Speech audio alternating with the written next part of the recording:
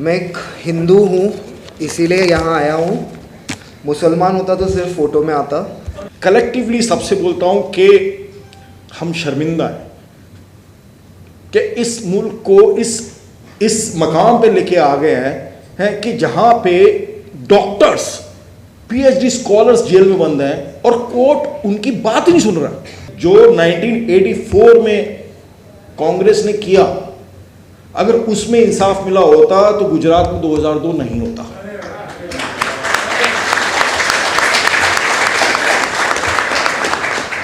और कुछ भी भाषा, और ये प्रोजेक्ट जो है ना, ये मतलब हिंदुस्तान को डिवाइड करने का जो प्रोजेक्ट है, ये को अभी थोड़ी आया 2014 में।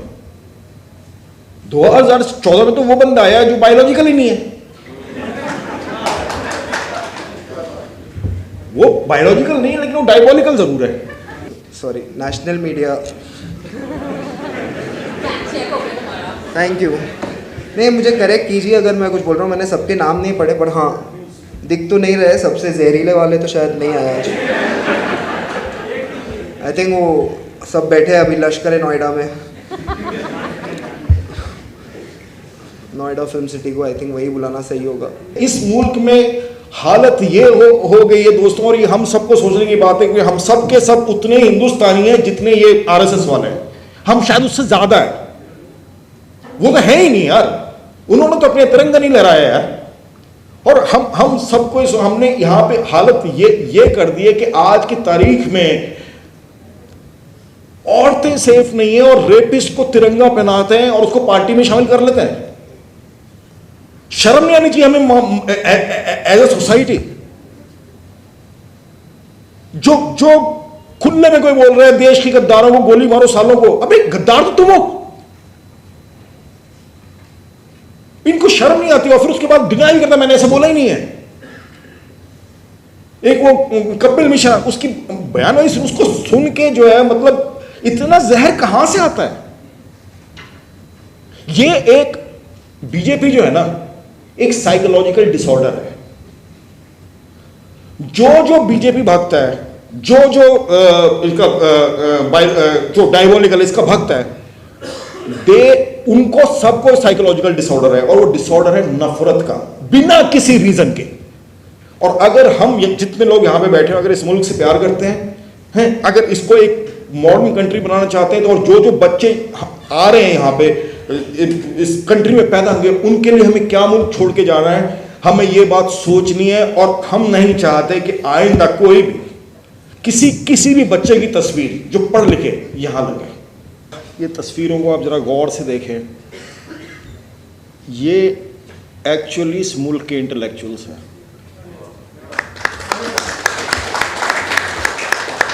और जो मुल्क इंटेलेक्चुअल्स को 4-4, 5-5 साल के लिए बंद करके चाबी भूल जाएगा है, उसका तो बेड़ा गर्क ही होना है ना। फिर उमर खालिद, डॉक्टर उमर खालिद है, उससे ज्यादा पढ़ा लिखा उस प्रिजन का सुपरिटेंडेंट भी नहीं होगा।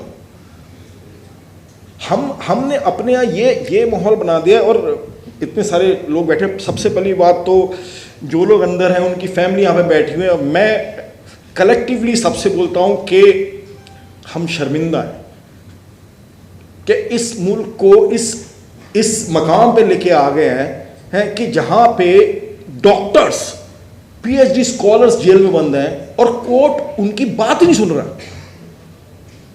और जहां तक बात रही कि ये अभी हरतोष सर बोल रहे थे, sir thank you so much for saying that, जो 1984 में कांग्रेस ने किया, अगर उसमें इंसाफ मिला होता तो गुजरात में 2002 नहीं होता।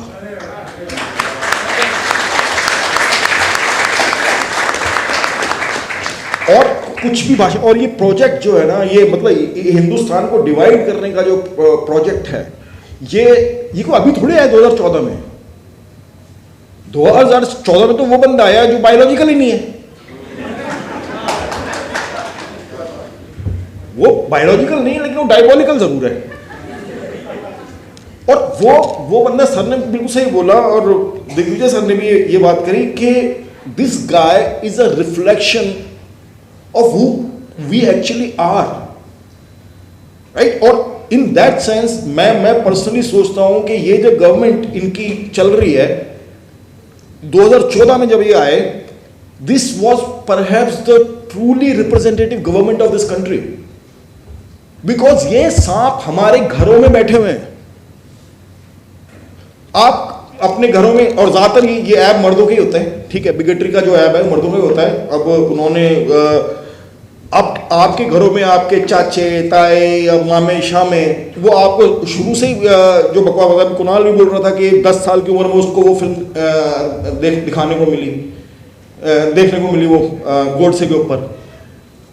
मेरा एक रिलेटिव है और वो मेरे साथ बैठा हुआ था, बात कर मेरे कहते कि यार मैं वो भी पुलिस था, पुलिस से रिटायर्ड, ठीक है, 37 ईयर्स की सर्विस करता था। मैंने 37 साल पुलिस में काम किया है और मैं एक बात गारंटी के साथ कह सकता हूँ। मैंने कहा क्या? कहता है कि मुसलमान तो कभी किसी का सगा हो ही नहीं सकता। मैंने कहा आपका दिमाग खराब है क्या? हैं? विदिन 10 मिनट्स उसके गांव से फोन आया कि उसकी सगी बहन के सगे बेटे ने अपने सगे भाई का मर्डर कर दिया। तो मैंने कहा यार अभी आप कह रहे थे आपको तो ये नहीं पता आपकी सगी बहन का सगा बेटा अपने सगे भाई का सगा है। तो ये जो नैरेटिव जो बनता है ना हमारे यहाँ पे, और ये बहुत इंपॉर्टेंट है कि हम सब लोगों को जब भी ये बिगेटरी की बकवास सुनने को मिले, हमें वहीं पे उसको चैलेंज करना है और वहीं पे उसको बोलना है you can't say this in front of me. अब जो हमारी फैमिलीज में, चाहे हम बाप हो या कोई भी हो हैं, उनकी रिस्पेक्ट के चक्कर में उनकी बकवास सुनते रहते हैं। इन लोगों ने बोला, इन लोगों ने सिर्फ घर में नहीं बोला, बाहर भी बोला। देख लो क्या हो रहा है। लेकिन सबसे एनकरेजिंग बात यह है, और उमर के फादर ने भी बोला कि इनकी हिम्मत नहीं टूटी है, और इनसे हम लोग जो बाहर है उनको हिम्मत मिलती है। और वो दिग्विजय सिंह जी भी बोल रहे थे यहां पे कि हम लोग ओपन प्रिजन में हैं। बिल्कुल सच बात है। हर रोज हमको ये सोचना पड़ता है कि यार ये ट्वीट करूं तो कुछ होगा तो नहीं, ये बोल दूं तो कोई कुछ होगा नहीं। भी कुणाल बोल रहा है कि धमकी आ जाती है, ऑडिटोरियम जला देंगे, और जो ये धमकी दे रहा है ना उसके पास कसम से माचिस होगी भी नहीं, उसके पास होगी भी नहीं है। लेकिन माहौल ये, और उसको सेलिब्रेट में ये बात सच है। और आई थिंक 2016 में मुझे समझ में आया था, जब मैंने कॉमेडी कर रहा था 2-3 साल में, तब मैंने देखा कि ये जो हो रहा है इंडिया में कि कोई मतलब प्राइवेट कॉलेजेस में जो डोनेशन दे के बच्चे जाते हैं और उनके माँ बाप जेएनयू के छात्र को एंटी नेशनल बनाने लग जाए, तब सबको बोलने की ज़रूरत है।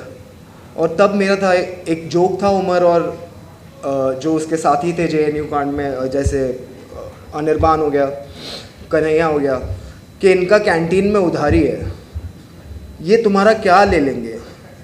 और आज भी मेरा इंडियन पुलिसिंग पे एक बहुत बड़ा सवाल है कि आप कभी पुलिसिंग कभी करोगे सर? आप तो अभी तक क्राइम रिपोर्ट कर रहे हो, अगर कॉन्स्पिरेसी हुई तो तब आप कहाँ थे? कोई भी देश पुलिसिंग के लिए जाना जाता है, और ये शर्मनाक है कि इंडिया के देश में एक 12th fail type picture hit हो जाती है, जहाँ पे ज़िंदगी का कॉन्ट्रडिक्शन शुरू होता है कि आदमी पुलिस सर्विस में क्या करे, वहाँ पे हम सिर्फ उसका ही गुणगान गाते हैं कि अरे ये पुलिस बन चुके हैं। आप अपनी पुलिस को सेलिब्रेट करते हैं, क्यों? कौन सा क्राइम रोक सकते हैं वो? कब रोकते हैं? रिपोर्ट करते हैं, बोगस चार्जेस लगाते हैं लोगों पर।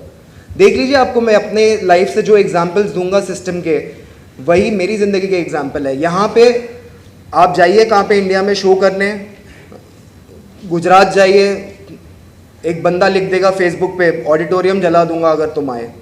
ऑडिटोरियम वाला आपको फ़ोन करेगा, बोलेगा नहीं आओ। उसके बाद पुलिस वाला आपको फ़ोन करेगा, मत आओ। उस आदमी को कोई फ़ोन नहीं कर रहा। यही सेम चीज़ इंडिया के बाहर होती है। एक बार लिख देना, ये इनके जो न्यू जर्सी में बैठे हैं ढोकला माफिया, हम जाते रहते हैं अमेरिका भी, वहाँ पे भी ऑडिटोरियम होते हैं, वहाँ पे भी हम आरएसएस को गाली देते हैं। तो वहाँ पे ये क्यों नहीं लिखते ऑडिटोरियम जला देंगे? क्योंकि पुलिस उनके घर आएगी, फिर आधे घंटे के अंदर माचिस लेंगी, बोलेगी एविडेंस मिल गया। अब बैठो अंदर 2-3 साल, सोचना क्यों बोला ये पुलिसिंग होती है। कॉन्स्पिरेसी हो गई, आप बैठे रहे, राइट हो गया, आप बैठे रहे, और उसके बाद आपने जो भी लोग थे उनको एक पूरा मतलब पूरा एक कास्ट क्लास माइनॉरिटी सॉलिडारिटी का एक पूरा बुके बनाकर आपने इन लोगों को, और इतना कोशिश किया, यहाँ पे इतने मीडिया के माइक रखे हैं। उमर खालिद को पहली बार एंटी नेशनल बुलाने वाले मीडिया थे, शायद कश्मीर पहुंचा दिया था उनको, sorry national media, thank you. नहीं, मुझे करेक्ट कीजिए अगर मैं कुछ बोल रहा हूँ, मैंने सबके नाम नहीं पढ़े, पर हाँ दिख तो नहीं रहे, सबसे जहरीले वाले तो शायद नहीं आया आज। आई थिंक वो सब बैठे हैं अभी लश्कर नोएडा में, नोएडा फिल्म सिटी को, आई थिंक वही बुलाना सही होगा। और आई थिंक जो एक बात है कम्युनिकेशन की ना, हमें उस पर अभी एक एक्टिव स्टेप लेके, जो भी जहाँ पे आपको मिस इन्फॉर्मेशन दिखे किसी माइनॉरिटी के बारे में, किसी धर्म के बारे में, प्लीज़ उसे करेक्ट करना चालू कीजिए। जो लोगों ने आज बातें बोली है वो कुछ आज से नहीं हो रही है, वो शायद मैं जब 10 साल का था तभी से हो रही थी। एक फिल्म थी आनंद पटवर्धन ने बनाई थी जिसमें गोडसे के भाई का इंटरव्यू था। वो पूरी फिल्म हमारी फैमिली ने कभी नहीं दिखाई क्योंकि वो फिल्म में कॉन्टेक्स्ट था, पर वो इंटरव्यू हमें दिखाया गया बचपन में कि ऐसे इंस्पायर होना है। तो आप जो इंड्रोक्टिनेशन की बात करते हैं वो सब जगह हो रही है, और मेजॉरिटी में जब होती है तब लोग भुगतते हैं ऐसे।